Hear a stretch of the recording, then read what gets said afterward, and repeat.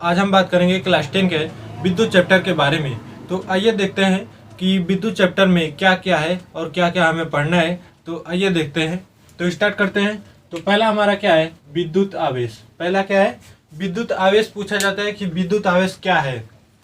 तो हम बात करते हैं कि विद्युत आवेश के बारे में। तो आवेश, देखिए आवेश क्या है, बहुत सारे इलेक्ट्रॉन तथा प्रोटॉन के समूह को क्या कहा जाता है, आवेश कहा जाता है। या देखिए वह वाय कारक है, आकर्षण तथा प्रतिकर्षण का अनुभव कराता है, आवेश कहलाता है। आवेश समझ गए कि आकर्षण तथा प्रतिकर्षण, एक आवेश क्या हो रहा है, आकर्षण हो रहा है, तो एक क्या हो रहा है, प्रतिकर्षण हो रहा है। इसी को क्या कहते हैं, आवेश कहा जाता है। या हम देखते हैं कि आवेश में मुक्त इलेक्ट्रॉन होते हैं। क्या होते हैं, मुक्त इलेक्ट्रॉन होते हैं। क्या होता है, मुक्त इलेक्ट्रॉन होता है। आवेश में क्या होता है, मुक्त इलेक्ट्रॉन होता है। तो आवेश में मुक्त इलेक्ट्रॉन पाया जाता है। तो आवेश में मुक्त इलेक्ट्रॉन पाए जाते हैं। तो बहुत सारे इलेक्ट्रॉन तथा बहुत सारे प्रोटॉन के समूह को क्या कहा जाता है, आवेश कहा जाता है। जैसे कि हम बात करें Q बराबर हमारा Ne और Q बराबर Np, Q बराबर Ne और Q बराबर Ne, ये Np हो गया। तो Q हमारा क्या है, आवेश है, और N क्या है, इलेक्ट्रॉन की संख्या, E क्या है, इलेक्ट्रॉन। अब बहुत सारे इलेक्ट्रॉन तथा प्रोटॉन के समूह को क्या कहा जाता है, आवेश। इनके क्या समूहों को क्या कहा जाता है, आवेश कहा जाता है। इसके डिफिनेशन की बात करें तो बहुत सारे इलेक्ट्रॉन तथा बहुत सारे प्रोटॉन के समूह को क्या कहा जाता है, विद्युत आवेश कहा जाता है। या आप क्या लिख सकते हैं, वह वाय कारक है जो आकर्षण तथा प्रतिकर्षण का अनुभव कराता है, आवेश कहलाता है। समझ गए आवेश का डिफिनेशन क्या होता है। तो आवेश का डिफिनेशन होता है कि वह वाय कारक जो आकर्षण तथा प्रतिकर्षण का अनुभव कराता है, आवेश कहलाता है। हो गया। इसमें प्लस धन आवेश और ऋण आवेश, ये दो प्रकार के होते हैं। कौन कौन, धन आवेश और ऋण आवेश। या कह लीजिए इसका डिफिनेशन, बहुत सारे इलेक्ट्रॉन तथा बहुत सारे प्रोटॉन के समूह को क्या कहा जाता है, विद्युत आवेश कहा जाता है। तो देखिए धन आवेश और ऋण आवेश, ये कितने आवेश, दो प्रकार के होते हैं। कितने प्रकार के, दो प्रकार के। एक प्लस होता है, एक माइनस होता है। तो इनके बीच क्या होगा, आकर्षण होगा, और इनके बीच क्या होगा, प्रतिकर्षण होगा। इसीलिए हम कहते हैं कि आकर्षण तथा प्रतिकर्षण का जो अनुभव कराता है वही क्या कहलाता है, आवेश कहलाता है। अब इसके बाद बात करें तो माना n इलेक्ट्रॉन है तो आवेश कितना होगा।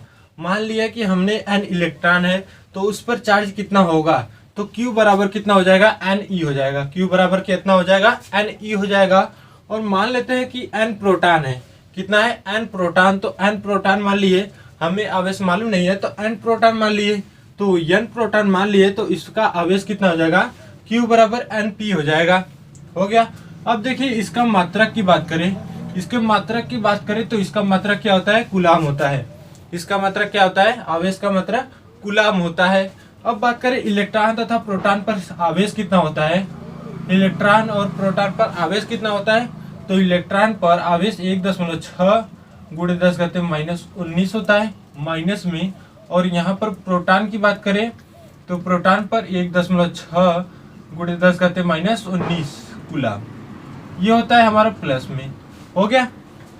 ये इलेक्ट्रॉन क्या होता है, माइनस में होता है चार्ज। ये प्रोटॉन किस में होता है, प्लस में चार्ज होता है। जब सवाल लगाते हैं इसको हम माइनस प्लस नहीं लिखते हैं, बस वैसे ही बताते हैं। अगर पूछा जाएगा कि इलेक्ट्रॉन पर कितना चार्ज होता है तो आप बताएंगे -1.6 10⁻⁻19 हो जाएगा।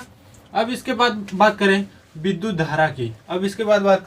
विद्युत धारा की, तो विद्युत धारा देखिए, आवेश के प्रवाह की दर को विद्युत धारा कहते हैं। आवेश के प्रवाह की दर को क्या कहते हैं, विद्युत धारा कहते हैं। अथवा या कह लीजिए कि एकांक समय में किसी चालक में प्रवाहित होने वाली मुक्त इलेक्ट्रॉन या आवेश के विद्युत धारा कहते हैं। हो गया, समझ गए। एकांक समय में किसी चालक में प्रवाहित होने वाली मुक्त आवेश या मुक्त इलेक्ट्रॉन को विद्युत धारा कहते हैं। अब बात करें इसके सूत्र की, तो सूत्र देखिए, विद्युत धारा बराबर आवेश बटे समय। तो हम यही से बना देते हैं फार्मूला। आवेश देखिए यहाँ पर क्या है, आवेश के प्रवाह की दर। अब ये दर है जिसमें हम भाग देते हैं समय का, वह उसका क्या कहलाता है, दर कहलाने लगता है। इसलिए हम आवेश में क्या करें, समय से भाग दे देंगे तो वह उसका क्या कहलाएगा, दर कहलाएगा। तो इसलिए आवेश के प्रवाह की दर को क्या कहते हैं, विद्युत धारा कहते हैं। हो गया। या एकांक समय में, यहाँ पर एक समय टी का मान कितना कर दे, 1 कर दे, तो आई बराबर कितना हो जाएगा, क्यू हो जाएगा। तो एकांक समय में किसी चालक में प्रवाहित होने वाली धारा, मुक्त आवेश या इलेक्ट्रॉन को क्या कहते हैं, विद्युत धारा कहा जाता है। अब इसका बात करें इसकी मात्रक की, तो इसका मात्रक क्या होता है, देखिए मात्रक इसका बात करें तो कूलाम प्रति सेकेंड होता है या एम्पियर होता है। एम्पियर को ए से प्रदर्शित करते हैं। हो गया। अब इसके देखिए तो धारा, इलेक्ट्रॉन तथा समय में संबंध। अब धारा, इलेक्ट्रॉन तथा समय में संबंध हम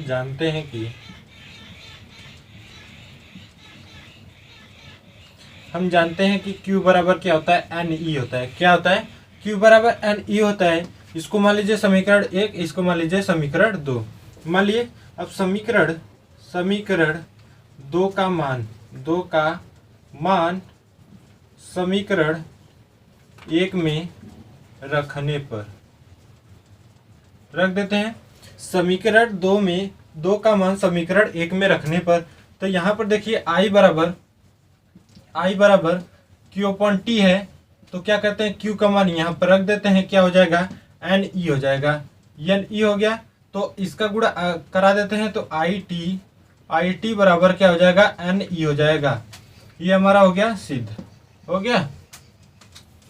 गया ये हमारा सिद्ध। धारा हो गया, इलेक्ट्रॉन हो गया, समय में संबंध। धारा, इलेक्ट्रॉन तथा समय में संबंध, इस पे क्वेश्चन हर बार पूछा जाता है, क्वेश्चन पूछे जाते हैं। तो देख लीजिएगा, इसको अच्छे से देख लीजिएगा इसको। अब देखते हैं ओम का नियम देखते हैं। सामान्य स्थित ताप व दाब पर चालक को दिया गया विभवांतर उसमें बहने वाली धारा के समानुपाती होता है। क्या होता है, समानुपाती होता है। समानुपात मतलब यदि हम विभव को बढ़ाएंगे तो धारा बढ़ेगा, यदि हम विभव को घटाएंगे तो क्या होगा, धारा का मान भी घटेगा। अब इसकी बात करें तो अगर हम समानुपात हटाते हैं तो एक कांस्टेंट हमारा हमें आता है। तो एक कांस्टेंट हमारा आर, प्रतिरोध के एक क्या आता है, कांस्टेंट आता है जो आर आता है। इसका नाम क्या है, प्रतिरोध की बात करें तो प्रतिरोध वह वाय कारक है जो धारा का क्या करता है, विरोध करता है। वही क्या कहलाता है, विद्युत प्रतिरोध कहलाता है। इसका मात्रक की बात करें तो इसकी मात्रक क्या होता है, ओम होता है। इसका मात्रक क्या होता है, ओम होता है। अब देखिए आगे चलते हैं वैद्युत ऊर्जा की। तो वैद्युत ऊर्जा देखिए, वैद्युत ऊर्जा क्या होता है, किसी चालक में विद्युत आवेश प्रवाहित करने में जो ऊर्जा व्यय होती है उसे क्या कहलाता है, विद्युत ऊर्जा कहते हैं। इसे W से प्रदर्शित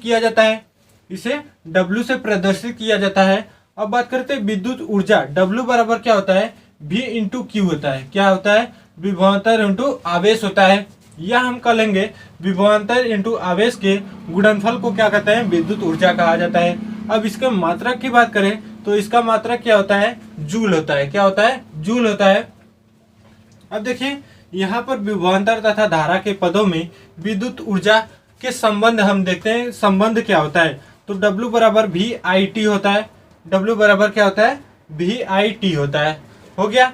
अब यहाँ पर देखिए दूसरा क्या है हमारा, धारा तथा प्रतिरोध के पदों में संबंध। धारा तथा प्रतिरोध के संबंध हो गया।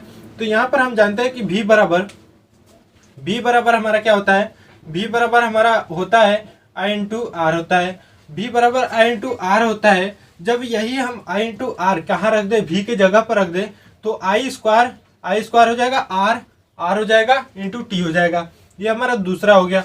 अब बात करते हैं विभवांतर तथा प्रतिरोध के पदों में। तो विभवांतर तथा प्रतिरोध के पदों में हमें देखना है तो हम क्या करेंगे। अब देखिए यहाँ पर, अब देखिए W बराबर क्या हो जाएगा, V square T upon R हो जाएगा। जूल, इसका मात्रक क्या होता है, जूल होता है। यदि हम बात करें ऊष्मा की तो हमारा देखिए पहला ऊष्मा हमारा हो जाएगा, पहला हमारा देखिए ऊष्मा H बराबर हो जाएगा हमारा VIT। क्या हो जाएगा, VIT हो जाएगा अपॉन में कितना 4.2 कैलोरी। क्या हो जाएगा, कैलोरी।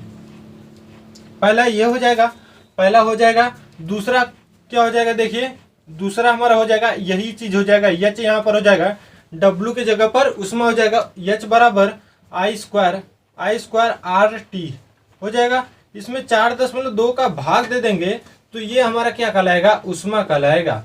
क्या कहलाएगा, उष्मा कहलाएगा। और इसमें भाग देंगे 4.2 का यहाँ पर क्या हो जाएगा, H हो जाएगा, उष्मा हो जाएगा। यहाँ पर क्या हो जाएगा, इसका मात्रा कैलोरी, क्या हो जाएगा, कैलोरी हो गया। चलते हैं अगले टॉपिक पे। किलोवाट घंटा बराबर हम बात करें 1 किलोवाट घंटा। 1 किलोवाट घंटा बराबर हम बात करें तो 1 किलोवाट में हमारा कितना होता है, 1000 वाट होता है। कितना होता है, 1000 वाट होता है। 1 किलोवाट बराबर 1000 वाट।